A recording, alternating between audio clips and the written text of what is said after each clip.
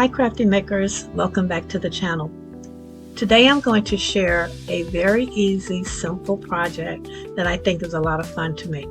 If you haven't already subscribed, hit the subscribe button and the notification bell so you will know when new videos are released. All right, let's get started. We are now entering the second week of our black and white challenge at A Place to Start. I love black and white projects. I find black and white, that combination, to be just elegant, and there's so many variations, so many ways that you can play with it. And so I thought during the course of this month that I would explore different projects using the black and white theme. The project that I'm working on today, I was actually inspired by a project that I saw on Pinterest. When Memory Keepers first came out with these were like the first really 3D embossing folders. They were very nice, and there were two in each packet. So these are the two woven ones, and I'm using this one, which is this one. But any embossing folder that you have will work. I'm using butterfly dies. Any butterfly die you have will do. And I'm only using this flower from this die set. So I'm going to just cut the entire die, and then I'm going to cut the smaller one off. And this is a Gina Marie. I don't know if they're still in business. I've not purchased dies in a minute, so I don't know if they're still a going concern, but I'm using this frame die. And so my base is just your regular A2 size, opening from the top. And this is a very light, this is like a 60-pound paper. So what I'm going to do is cut another piece of black cardstock. I'm going to take it down 1/16 of an inch from the borders, and then I'm going to put another white sheet on top of that to give it some more stability. I used my frame die to cut the frame that I'm going to use on the front of my card, and I cut a piece of black cardstock to that same size, and I used my woven embossing folder to emboss it. So once you've done that, you can put your dies and your embossing folder away. This is my layout of my card, and I'm marking where I want my sentiment, because my sentiment, I can move this. So my sentiment is going to be right here, and I just marked it with my pencil before I put this onto my stamp platform. So I'm going to stamp a sentiment for the inside and a sentiment for the outside. I chose a simple sentiment from an old Technique Tuesday stamp set that I really love. And it is a straight line sentiment, so it will fit perfectly beneath my focal. And it says, "You are simply the best." And I want to try and keep the lines clean, because with the big flower and the butterfly on the focal panel, I didn't want a heavy sentiment on top of all of that. That would have been too much. And I stamped my sentiment a couple of times because I don't want to emboss it. Normally when I do my sentiments, I'll stamp it and then do a wet emboss on it, and using the clear embossing powder. But I don't feel like doing that today. So I'm just going to get my black panel put down for my inside. Once I get that situated, then I will stamp I'm going to put this aside and let it dry, and then I can stamp the inside panel. I've been looking at my Technique Tuesday stamp, and I think I'm going to use two stamps. One, it says B, and on the inside U, because I think I'm going to give this to my granddaughter, who will be celebrating her birthday at the end of the month, and she will be here for a visit. So I think that's what I'm going to do with this card. Um, I like trying to mix all of these stamps because in this one little set, you can get a ton of sentiments. You can just put be you, be happy. So um, this, I think the be you standing alone makes a very powerful statement combined with you are simply the best on the front. So I'm going to stamp this a couple of times as well, just because I'm being lazy and not doing the embossing, but it will be dark enough. And I get this down, continuing the black and white theme. And I put a lot of glue on here, so I'm just sort of using my roller to uh, press that out so that I don't get bumps and lumps on my card. All right, so a couple of more passes, and I think we're probably good to go with this.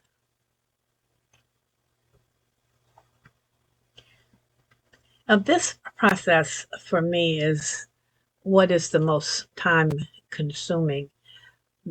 Even though I've already decided what my front panel is going to look like, these are my final touches to like marking where I want to position it on the card, deciding if I'm going to use double-sided tape and glue or glue by itself, because I do have on my flower that I'm using on my focal and on my panel, I decided to create dimension by adding a piece of craft foam to the back. So on the back of this black panel is a piece of craft foam. And I'm, just going to glue this down. I think just having the glue will work. So I'm just going to glue the craft foam to my black panel and then glue the panel once it's decorated to my white card front. Now this flower, I cut it first out of craft foam and then I cut it the second time with white cardstock. And then the third time I cut it using a shimmery luxe paper, and that's the pale pink paper that you'll see me gluing on top of my um, flower. And I did that because I wanted to have some white areas showing on the card. I didn't want to have it just all pink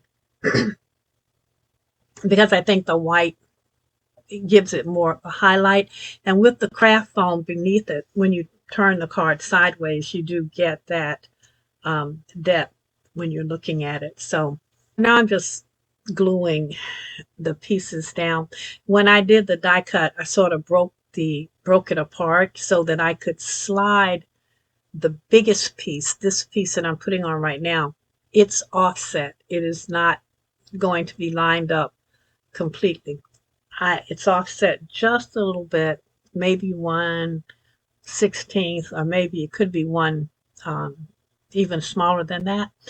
But I just wanted a little bit of white poking through because I am going to put double-sided foam behind the flower, but hidden so that you can't see it when you're looking at the card. And that will give additional dimension to this flower.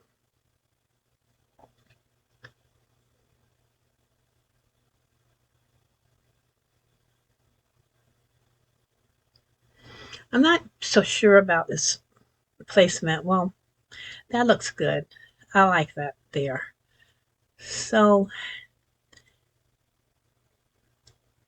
I guess I'll get everything glued down finally. Um, this is that second piece of the little bud that comes off the flower. And then the stem, I have the white one, and then the pink one is right on the edge of it, sort of like a shadow. But again, I wanted the white to show because the majority of the project has to be black and white. So I didn't want the pink to overtake any particular area.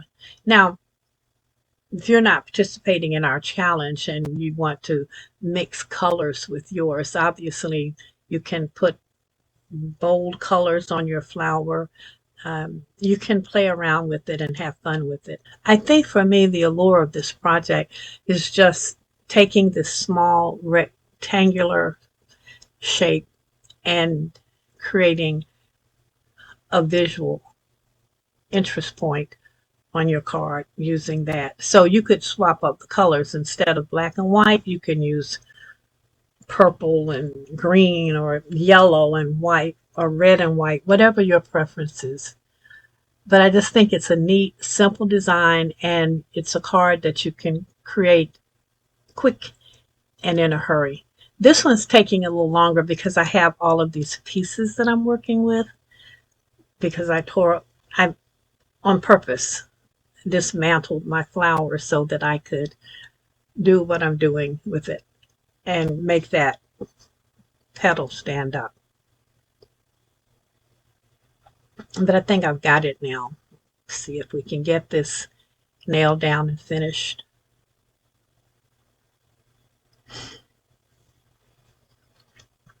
All right, so that looks like my placement.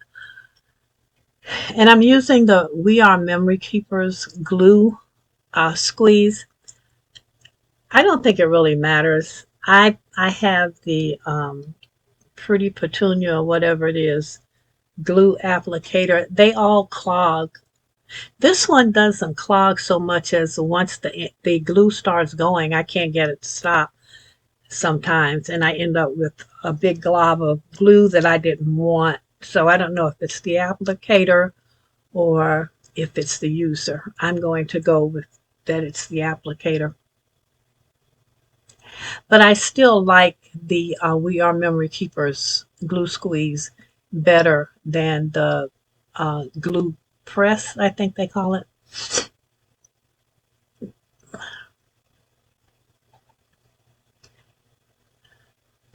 So I decided for this I'm going to use both the double-sided tape and the glue because it does have a little more weight to it. Not much, it's just paper and craft foam. But I want to make sure that it adheres to the embossed layer. So doing both gives me added insurance. Okay.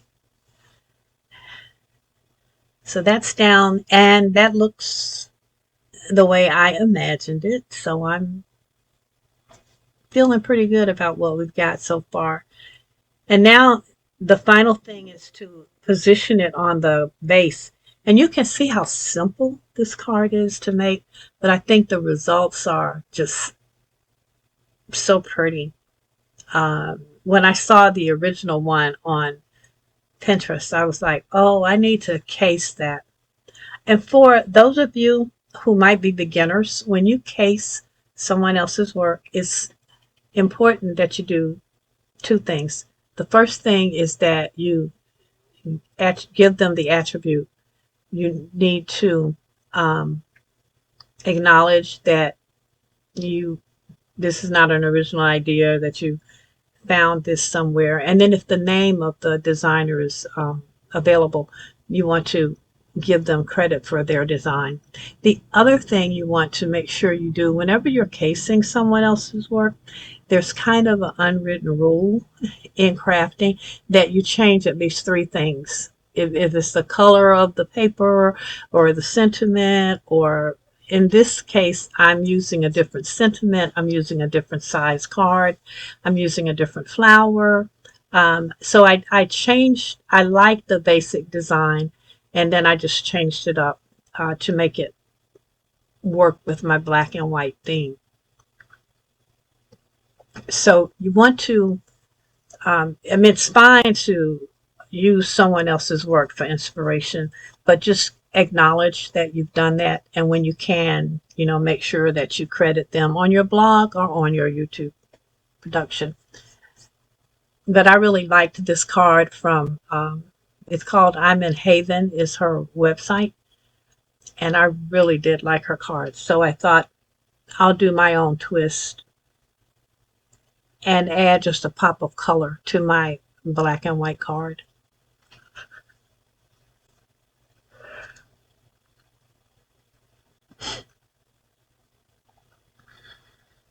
All right.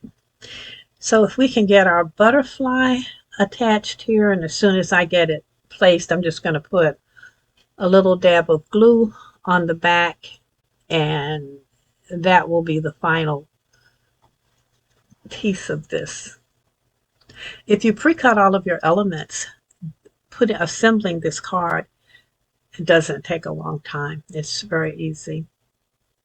I use the pin curl clips to hold down my panel and make sure that it's straight, that I don't have any buckles. And it looks good. So there you have it.